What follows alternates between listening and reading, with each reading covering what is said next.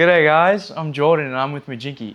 Today I'm going to be showing you our CCTV sewer inspection system, the GTZ150. Oh, she's quite beefy. In this video, I'll show you everything you get with it, how to set it up and how to use it. By the end of this, you'll have a better understanding of the GTZ150 and why it belongs in your business. So when you receive the GTZ150, you'll receive three major items. This is your tether. You'll have about 150 meters of cable and it supplies power to both the crawler and the controller. In this big box over here is your crawler and your pump. And in this smaller box,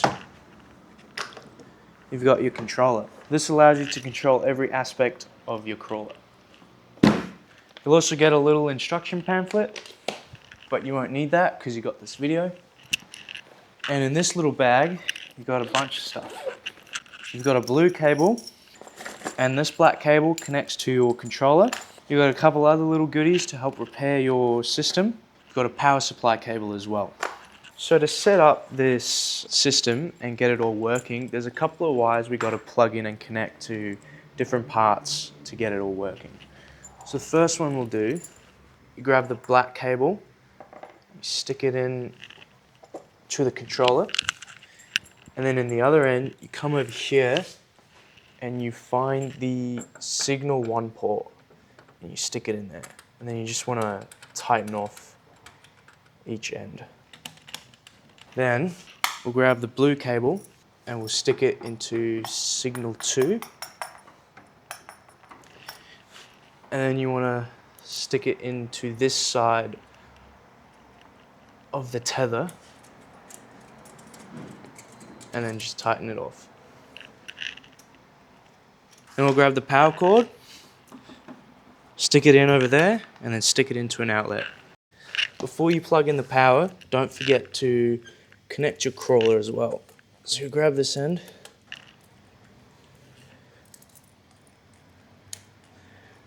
and then tighten it off. And you got these two carabiners to put in as well, just for safety measure in case the connection point ever fails. Now that those are tightened off, we're ready to plug in the power. So with the power cord now plugged in, you're going to flip this switch over here and everything should turn on, and the controller will power up as well.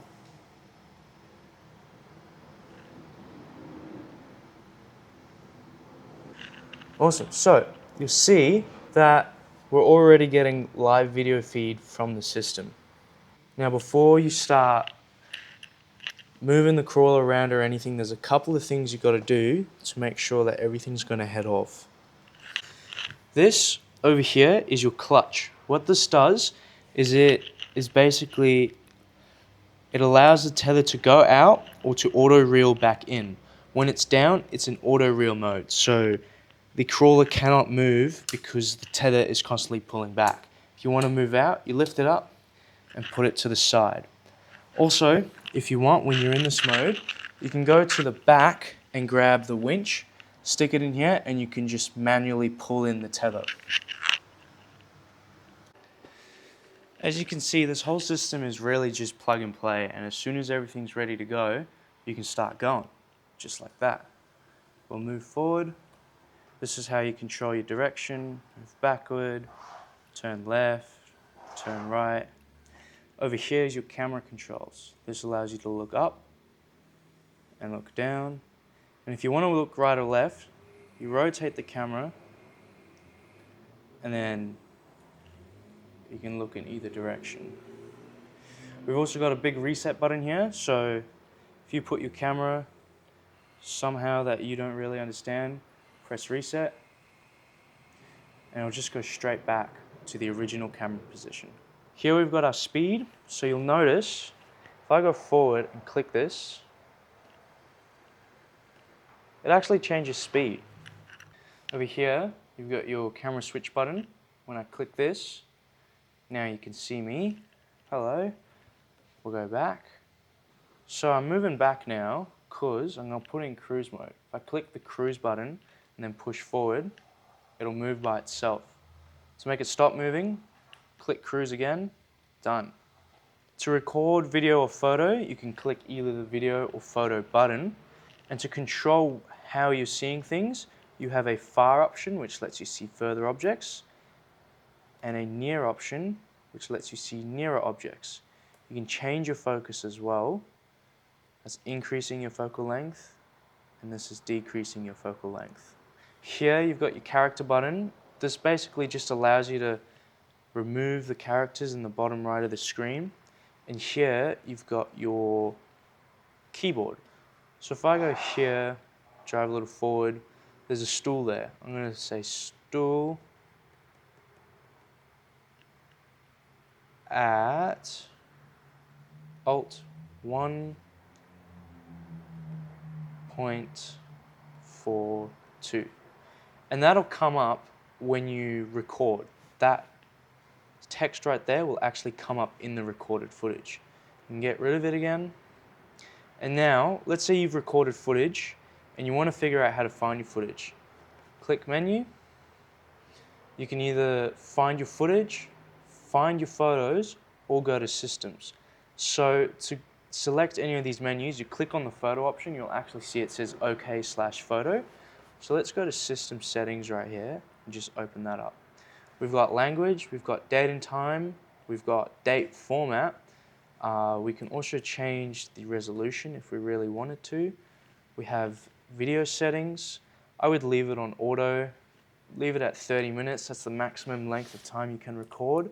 And quality, you can put that at good or very good if you like. Project settings, you can put your company name. The project is maybe whichever pipe you're working on, address, and principal. We'll go back. Over here you've got format. So if you've got a bunch of footage that you don't need anymore, you can click format and it will just rewrite the USB drive over here. Upgrade, probably won't need to use that. And system restart, which just takes you back to factory settings. So coming out back to here, we've got two more buttons. We've got our dimming light, which is actually your forward-facing light. As you can see in the video there, the light is on. And then if we switch the camera and we hit ambient light, you'll see that light is on as well. So that's how you control your crawler and everything you need. In this bottom here, you'll see you've got your KPAs. So before you head off, make sure that your KPAs are at the right pressure. Your dip is your camera angle. So, sorry, it's not your camera angle, it's the angle at which your crawler is sitting. And meters is how far you've traveled. So you see as I go forward,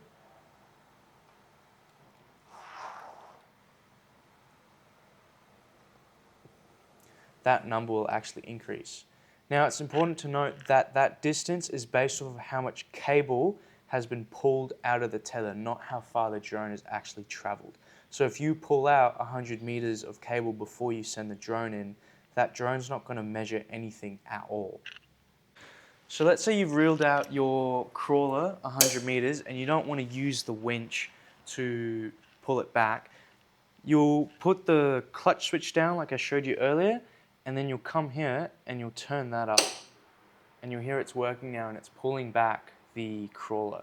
You can change the speed on how fast you want to pull that crawler back. It really is just that simple. Our system is plug and play, easy to use, and it'll get you going as quick as possible. If you need any more help with our system, or if there's anything you don't understand, all of our contact information will be in the description down below. Good luck on your future inspection prospects. Have a good one.